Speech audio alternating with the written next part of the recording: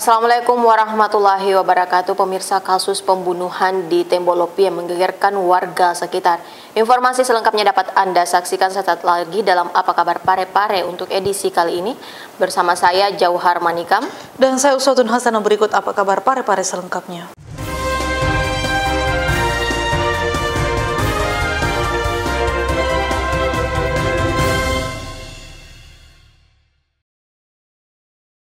Pemirsa, nama Kapten Usman Jafar mungkin tidak setenar dengan Bung Tomo. Namun Kapten Usman Jafar, putra asal Pare-Pare ini, merupakan tentara asal Sulawesi Selatan yang dikirim untuk mengamankan kota Surabaya dari serangan pasukan sekutu pada 10 November 1949. Dan seperti apa sosok pahlawan penerima bintang gerilya yang gugur ditembak tentara pemberontak Republik Maluku Selatan ini?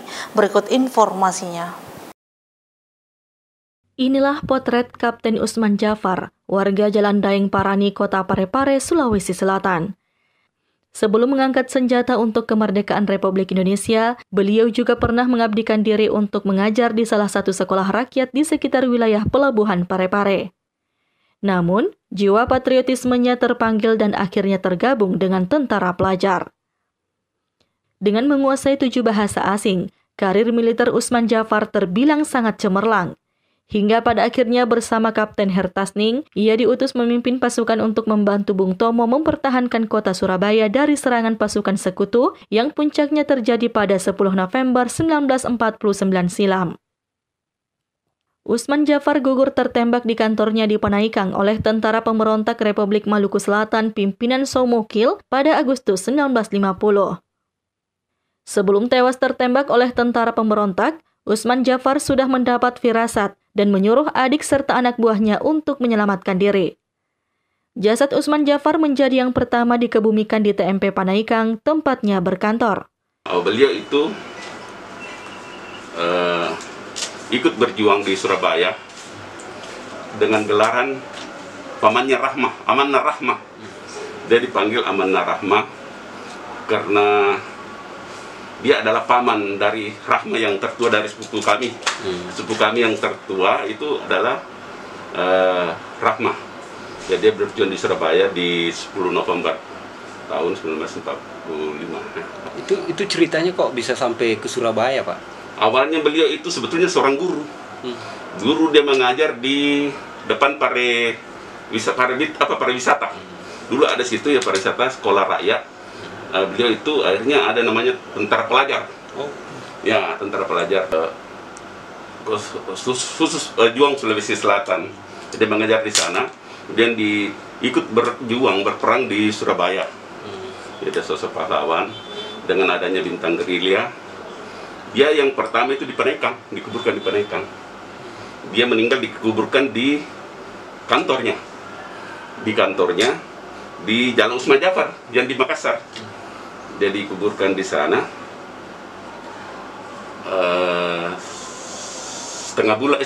setengah tahun beliau itu dipindahkan ke Panaikang.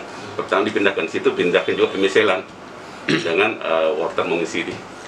Dia pernah punya Bung Tomo, kemudian dikasih penghargaan juga sama siapa nih pahlawan kita, Jenderal Sudirman.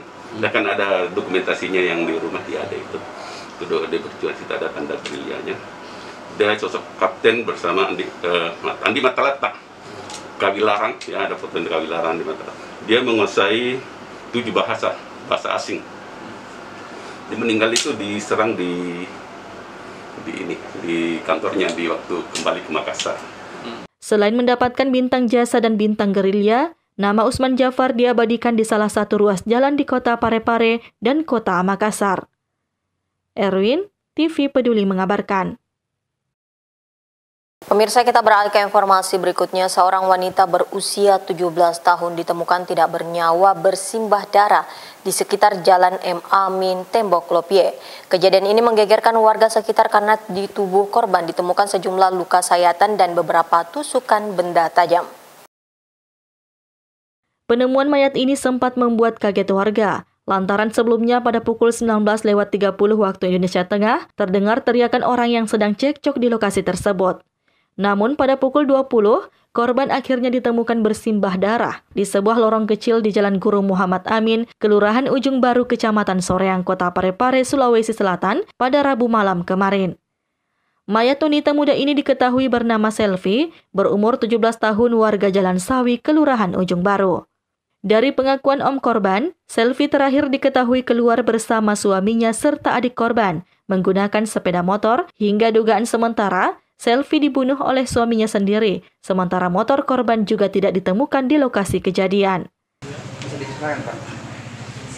Di pasar-pasar dipanggil di mertuanya. Iya. Oh, dia jemput di rumah. Iya, di mertuanya. Iya. Terus baru di situ langsung dibawa baru dibunuh. Ya. Iya. Oh, adiknya berboncengan itu? Iya. Datang di rumah bilang dibunuh kakakku. Kalau menurut cerita si adiknya, cara dibunuhnya gimana, Pak? Ya. Cara dibunuhnya gimana menurut cerita si adik ini? Si adik korban. Nah, bilang ditusuk. Iya. Setelah kejadian tersebut, korban langsung dibawa ke ruang jenazah Rumah Sakit Umum Daerah Andi Makassau, Kota Parepare untuk diotopsi. Dari keterangan dokter, korban mengalami luka sayatan di leher dan beberapa luka tusuk di tubuh korban. Artinya nih ada beberapa luka tusuk tapi yang menyebabkan pasien kehilangan nyawa itu karena kemungkinan besar karena kehabisan darah ya. Jadi karena ada shock hipovolemik yang dialami, karena kehabisan darah yang begitu banyak, karena ada luka robek di leher, ada di telapak tangan, ada di jari kedua, jari ketiga, jari keempat di tangan kiri. Terus ada juga luka tusuk di belakang, ada 4 luka tusuk, sama ada luka tusuk di bagian lengan sama di bagian dada. Kalau total tusukannya sendiri itu ada berapa? Luka tusuk berarti ada 6 luka tusuk. Erwin, TV Peduli mengabarkan. Pemirsa, untuk mengetahui jawaban Wali Kota terkait pandangan umum fraksi-fraksi DPRD atas Ranperda APBD 2022, DPRD Kota Parepare kembali menggelar sidang paripurna. Berikut liputan selengkapnya. Dewan Perwakilan Rakyat Daerah atau DPRD Kota Parepare menggelar sidang paripurna dengan agenda tanggapan atau jawaban Wali Kota Parepare terhadap pandangan umum fraksi-fraksi DPRD Kota Parepare terhadap Ranperda tentang anggaran dan pendapatan belanja daerah atau APBD Kota Parepare tahun anggaran 2022 yang dilaksanakan di ruang rapat paripurna lantai 3 Gedung DPRD Kota Parepare pada Rabu 10 November 2021. Rapat paripurna dipimpin Ketua DPRD Kota Parepare Haja Andi Nurhatina Tipo SOS, didampingi Wakil Ketua DPRD Kota Parepare Haji Tasming Hamid SEMH dan Muhammad Rahmat Samsu Alam SH. Syukur Alhamdulillah, marilah kita bersama-sama memanjatkan puji dan syukur kehadirat Allah Subhanahu wa Ta'ala karena atas rahmat dan berkahnya kepada kita semua, sehingga pada siang hari ini kita masih dapat menghadiri rapat paripurna DPRD Kota Parepare dengan agenda adalah jawaban tanggapan Wali Kota Parepare atas pandangan umum fraksi-fraksi DPRD Kota Parepare terhadap perancangan peraturan daerah Kota Parepare tentang anggaran pendapatan dan belanja daerah APBD Kota Parepare tahun anggaran 2022. Berdasarkan peraturan Dewan Perwakilan Rakyat Daerah Kota Parepare nomor 1 tahun 2019 tentang tata tertib DPRD pasal 120 ayat 1 huruf C, jumlah anggota DPRD yang hadir dan sudah menandatangani daftar hadir sudah quorum sebanyak 18 orang. Maka rapat paripurna dapat dibuka dengan mengucapkan Bismillahirrahmanirrahim. Rapat paripurna DPRD Kota Parepare, rapat ke-826 masa persidangan ke-1 tahun sidang ketiga tahun rapat 2021 saya buka secara resmi dan terbuka untuk umum. Wali Kota Parepare Dr. HM Taufan Pawes HMH yang diwakili Sekretaris Daerah Kota Parepare Haji Iwan Asaat APMSI dalam penyampaian tanggapan atau jawaban Wali Kota Parepare terhadap pandangan umum fraksi-fraksi DPRD Kota Parepare terhadap Ranperda tentang anggaran dan pendapatan belanja daerah atau APBD Kota Parepare tahun anggaran 2022 mengatakan berbagai ulasan baik dalam bentuk pertanyaan maupun tanggapan yang disampaikan oleh masing-masing fraksi pada prinsipnya merupakan informasi awal dalam rangka memasuki pembahasan pada tingkat selanjutnya. Terkait permasalahan yang ditemukan dalam penyusunan rencana APBD, tetap dilakukan pencermatan disertai solusi yang tepat dan optimal. Berbagai ulasan, baik dalam bentuk pertanyaan maupun tanggapan yang disampaikan masing-masing fraksi, pada prinsipnya merupakan informasi awal dalam rangka memasuki pembahasan tingkat selanjutnya. Dan pada hari ini, pemerintah daerah Kota Parepare memberikan penjelasan atas tanggapan atau pertanyaan yang disampaikan tersebut, meskipun masih dalam konteks makro. Dan untuk jawaban yang bersifat teknis, kami akan sampaikan melalui rapat-rapat pembahasan pada tingkat badan anggaran maupun rapat koordinasi Banggar dengan menghadirkan komisi dan mitra SKPD terkait. Saya memahami bahwa adanya berbagai permasalahan yang ditemukan dalam penyusunan rancangan APBD, sebagaimana telah diungkapkan oleh fraksi-fraksi Dewan yang terhormat. Maka kita tetap berupaya untuk melakukan pencermatan, disertai solusi yang tepat dan optimal. Permasalahan yang terungkap harus dimaknai sebagai sebuah bentuk perhatian dan kepedulian terhadap Kota Parepare yang sama-sama kita cintai. Walaupun dalam perspektif yang kadang berbeda, namun hal tersebut bertujuan pada sasaran yang sama. Sahril Sandi, TV Peduli mengabarkan. Saudara, banyaknya kekosongan jabatan di lingkup pemerintah Kota Parepare menjadi pembahasan pada rapat paripurna yang digelar di DPRD Parepare. Terkait hal tersebut, Wali Kota Parepare Dr. HM Taufan Pawes HMH menjelaskan bahwa pemerintah daerah telah melakukan sejumlah tahapan seleksi pengisian jabatan. Hanya saja untuk saat ini perlu adanya penyesuaian dengan regulasi. Pemerintah kota telah melaksanakan seleksi terbuka dan telah selesai sampai tahapan penentuan peringkat 3 besar jabatan tinggi Pratama pada bulan Oktober 2021 yang lalu untuk selanjutnya diajukan kepada pejabat pembina kepegawaian sebagai tahapan evaluasi berikutnya. Dan untuk pengisian jabatan administrasi sementara dalam persiapan reposisi pejabat untuk menyesuaikan dengan rencana penyetaraan jabatan struktural ke jabatan fungsional, di mana terdapat beberapa jabatan struktural yang pada akhirnya akan berubah menjadi fungsional. Hal tersebut disampaikan Wali Kota Parepare Dr. HM Taufan Pawes HMH dalam sambutannya yang diwakili Sekretaris Daerah Kota Parepare Haji Iwan Asaat APMSI atas beberapa pertanyaan, tanggapan, saran dan usulan yang disampaikan anggota Dewan melalui pandangan umum fraksi-fraksi terkait pengisian jabatan pimpinan tinggi Pratama, administrasi dan kepala sekolah di ruang paripurna DPRD Kota Parepare pada Rabu 10 November 2021. Sedangkan jabatan kepala sekolah telah dilakukan tahap pengisian, mulai dari uji kompetensi oleh Lembaga Pembinaan dan Pemberdayaan Kepala Sekolah untuk diproses, termasuk melalui tim evaluasi kinerja dan Baperjakat yang selanjutnya akan diajukan ke pejabat pembina kepegawaian untuk mendapatkan persetujuan akhir. Mantan Kepala Dinas Kominfo ini juga menjelaskan, pejabat yang berstatus pelaksana tugas atau PLT Kepala Sekolah tidak otomatis dapat didefinitifkan, karena sesungguhnya jabatan PLT di samping sebagai jabatan mengisi kekosongan sementara juga merupakan jabatan yang sifatnya evaluasi bagi ASN. Untuk pengisian jabatan pimpinan tinggi Pratama, pemerintah Kota Parepare telah melaksanakan seleksi terbuka pada bulan Juni tahun 2021 dan telah selesai sampai tahapan penentuan peringkat 3 besar peserta terbaik pada bulan Oktober tahun 2021 yang selanjutnya diajukan kepada pejabat pembina kepegawaian sebagai tahapan evaluasi berikutnya. 4. Untuk pengisian jabatan administrasi sementara dalam tahap persiapan reposisi jabatan untuk menyesuaikan dengan rencana penyetaraan jabatan struktural ke jabatan fungsional, di mana terdapat beberapa jabatan struktural yang pada akhirnya akan berubah menjadi jabatan fungsional, sehingga pejabat yang menduduki jabatan struktural dimaksud sudah harus dipastikan bersesuaian dan memenuhi persyaratan bila jabatan yang diamanahkan berubah menjadi jabatan fungsional dimaksud. 5. Selanjutnya, untuk jabatan kepala sekolah yang telah dilakukan tahap-tahap pengisian mulai uji kompetensi calon kepala sekolah dan oleh lembaga pembinaan dan pemberdayaan kepala sekolah untuk diproses lebih lanjut termasuk melalui tim evaluasi kinerja Baperjakat tingkat Kota Parepare yang selanjutnya akan diajukan ke pejabat pembina kepegawaian untuk mendapatkan persetujuan akhir.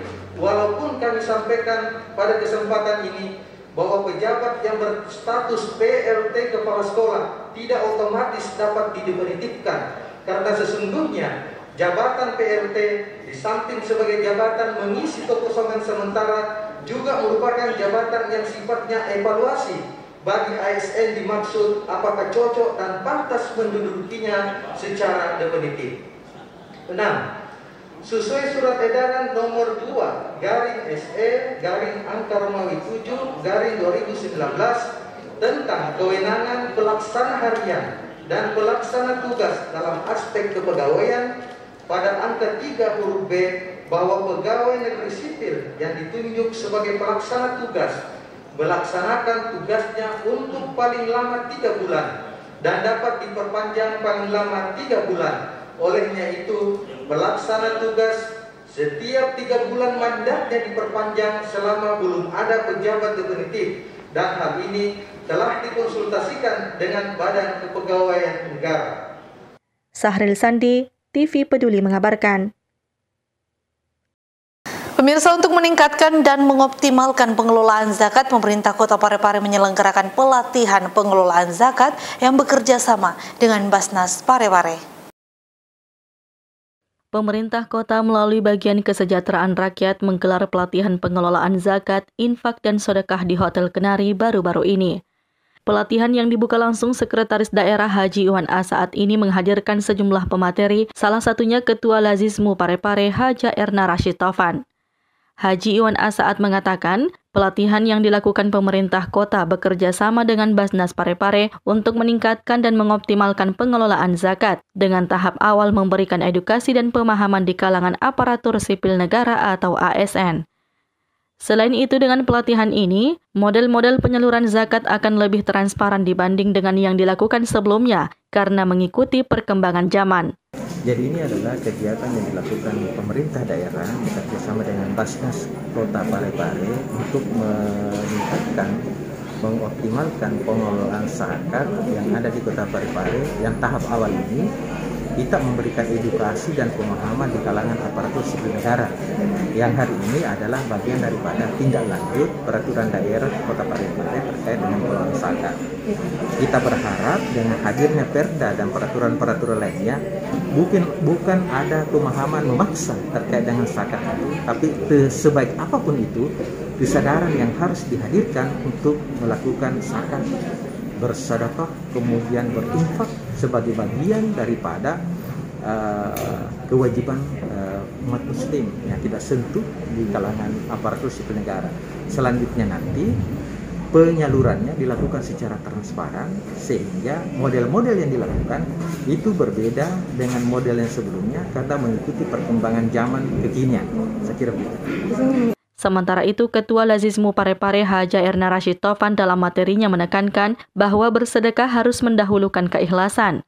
Haja Erna Rashid Taufan juga berharap agar kegiatan ini terus disosialisasikan agar manfaat zakat, sedekah, dan infak membuat orang sadar bahwa berzakat tidak membuat orang menjadi miskin. Kebetulan oleh Kabak Kesra saya ditugaskan untuk membawakan materi secara kelembagaan, tetapi yang saya sampaikan tadi bahwa insya Allah yang selesai itu dulu harus masalah keikhlasan. Dan masalah keikhlasan itu kita bisa buka beberapa ayat dalam Al-Quran yang berkaitan dengan zakat agar supaya amil kita itu sebelum mereka bertindak, mereka betul-betul lillahi ta'ala. Jadi kalau lillahi ta'ala akan berkesinambungan insya Allah keikhlasannya. Dibanding kita misalnya datang menagih zakat, yang mana dia belum tahu ilmunya apa itu zakat ya. Mungkin ini zakat harus selalu lebih sering disosialisasikan apa manfaatnya bagi kita sendiri. Salah satu contoh ya yang mungkin bisa membuat orang-orang sadar bahwa ternyata kalau kita memberikan sesuatu itu bukan berarti harta kita berkurang, malah bertambah banyak ya. Ya a'udzubillahi minasyaitonirrajim. Masalul ladzina yunfiquna amwalahum fi sabilillahi kamathali habbatin ambatat sab'a sanabila fi kulli sumbulatin mi'atu habbah. Wallahu yudha'ifu liman yasha' wallahu wasi'un alim. Artinya apa? Kurang lebihnya begini. Orang yang menafkahkan hartanya di jalan Allah dengan satu akan bertambah menjadi 700. Kenapa? Seumpamanya tadi itu dikatakan bahwa seumpama orang yang menafkahkan hartanya di jalan Allah itu seperti sebuah pohon, kemudian dari pohon itu tumbuh cabang 7. Dari cabang yang 7 itu masing-masing cabang lagi 100. Jadi satu kembalinya berapa ya? 700. Ya itu kali-kalinya matematika dari Allah Subhanahu wa taala. Tentang zakat ini, tentang infak, sedekah. Ya, tapi matematikanya kita manusia bahwa apabila kita memberikan sesuatu maka sesuatu itu akan berkurang di diri kita. Ini yang perlu diberikan pemahaman kepada masyarakat sehingga suatu saat kita tidak susah lagi untuk para amil ini menagih-nagih, dia yang akan meneruskan nantinya kalau sudah paham. Sri Ayu, TV Peduli mengabarkan.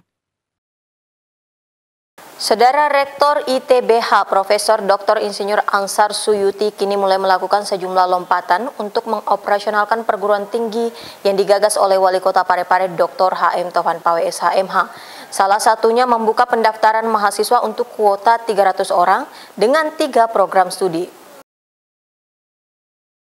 Institut Teknologi B.J. Habibie atau ITBH Kota Parepare akan segera membuka pendaftaran mahasiswa baru untuk 3 program studi, yaitu matematika, ilmu komputer atau informatika, dan sistem informatika. Rektor ITBH Profesor Dr. Insinyur Ansar Suyuti yang ditemui baru-baru ini di ruangannya menjelaskan, pihaknya dibantu pemerintah daerah telah melakukan pembenahan di gedung yang akan menjadi tempat perkuliahan. Hanya saja, hingga saat ini belum ada organisasi dan tata kelola. Profesor Dr. Insinyur Ansar Suyuti menambahkan, usai semester ini berencana akan membuka pendaftaran. Setiap program studi diisi oleh 100 mahasiswa, jadi hanya ada 300 mahasiswa baru yang akan diterima. Dosen pun yang diterima itu masih menunggu pengumuman. Jadi sampai sekarang ini ada dosen ada 15. Kemudian ada 8 CPNS teknik tenaga pendidikan itu masih berproses di Kemenpan. Nah, begitu nanti sudah ada pengumuman, ya kami akan langsung memanggil semua mereka, terus langsung kita mencoba untuk mentraining ya, untuk bisa menjalankan persiapan untuk penerimaan mahasiswa baru. Sri Ayu, TV Peduli mengabarkan. Pemirsa, vaksinasi menjadi salah satu persyaratan untuk mengikuti pembelajaran tatap muka di sekolah. Dan hingga saat ini, vaksinasi pelajar SMP di Parepare sudah mencapai 50% dari keseluruhan siswa SMP di Kota Parepare. Berikut liputan selengkapnya. Sebanyak 3.000 siswa SMP di Kota Parepare telah menjalani vaksinasi. Jumlah tersebut merupakan 50% dari total 6.000 siswa yang menjadi sasaran vaksinasi COVID-19. Kepala Dinas Pendidikan dan Kebudayaan Kota Parepare Arifuddin Idris mengatakan, pihaknya bersama Dinas Kesehatan Kota Parepare dan SKPD terkait saat ini sedang melakukan pendataan bagi siswa yang belum menjalani vaksinasi. Apalagi Disdikbud telah menargetkan seluruh sekolah jenjang SD dan SMP bakal menerapkan pembelajaran tatap muka di bulan November ini. Menurutnya setelah pendataan, siswa siap dan orang tuanya mengizinkan, setiap 2 hari atau setiap pekan vaksinasi bagi pelajar akan dilakukan. Guru di sekolah juga diimbau untuk memberikan edukasi kesehatan, tidak hanya prokes tapi juga vaksinasi COVID-19 agar para peserta didik memiliki kekebalan tubuh yang lebih meningkat. Pimpinan agar mendekati di atas 80% anak siswa SMP tervaksin. Nah, kami sudah koordinasi tadi rapat untuk mencoba mendata. Jadi SMP belum ini, mungkin minggu ini ada, tapi kemarin belum kami lakukan karena secara sesuai petunjuk pimpinan agar anak SMP juga sebaiknya disarankan untuk divaksin. Di samping untuk mencapai target data vaksin juga sebenarnya tujuannya adalah membangun sebuah komunitas, kekebalan komunitas ya, herd community, sehingga itu sangat kami coba sikapi dengan tanggung jawab, sehingga tadi saya ketemu dengan para kepala SMP agar segera melakukan penataan siswa yang belum divaksin dan siap untuk segera kami laporkan ke Dinas Kesehatan divaksin. Nur Fadila Wahid, TV Peduli mengabarkan. Diperketatnya persyaratan penumpang harus memiliki aplikasi Peduli Lindungi sebelum melakukan perjalanan. KSOP bersama KPP Parepare menyediakan fasilitas vaksin bagi penumpang yang terdeteksi berstatus merah atau belum melakukan vaksinasi. Aplikasi Peduli Lindungi kini mulai diterapkan di Pelabuhan Nusantara Kota Parepare.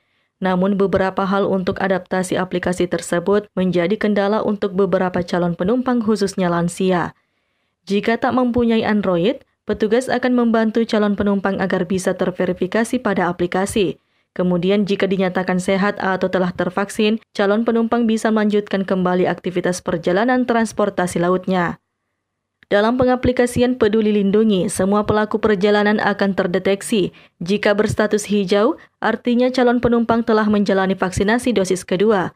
Selanjutnya, jika statusnya kuning, maka telah menjalani vaksinasi dosis 1. Dan jika statusnya merah, artinya calon penumpang sama sekali belum vaksinasi. Karena ini salah satu kontak tracing. Jadi semua pelaku perjalanan yang pernah melalui Pelabuhan Parepare akan terdeteksi di aplikasi ini. Dan sendiri, kalau nggak vaksin dia warna merah. Kalau vaksin 1 dia warna kuning, vaksin 2 dia warna hijau. Jika berstatus merah pada aplikasi Peduli Lindungi tidak perlu khawatir. KSOP bersama KKP Parepare serta perusahaan pelayaran wilayah Pelabuhan Nusantara Parepare telah bersinergi untuk menyiapkan fasilitas vaksin bagi calon penumpang di lantai 2 terminal. Kepala KSOP Parepare Triyono mengatakan, hal itu dilakukan untuk memastikan seluruh penumpang kapal sehat dan tidak lepas dari upaya memutus mata rantai COVID-19. Nah, kita di sini pemerintah menyiapkan fasilitas itu vaksin gratis. Setelah divalidasi, diperiksa dan dinyatakan siap untuk divaksin. Setelah itu dikasih di ruangan observasi ya, ada ruang observasi menunggu beberapa menit. Setelah itu baru disertifikan sertifikatnya. Nah, secara otomatis kalau sertifikat sudah terbit, secara otomatis di Peduli Peduli Lindungi yang ada di bawah tadi itu sudah teraplikasi dengan itu. Jadi secara otomatis langsung nanti akan muncul dia sudah sudah kan secara online masalahnya. Ya, jadi itu. Dan ini bukan hanya satu kapal ini, tapi akan secara terus-menerus insya Allah. Bagaimana caranya supaya pemerintah bisa memutus mata rantai COVID-19 ini. Nur Fadila Wahid, TV Peduli mengabarkan.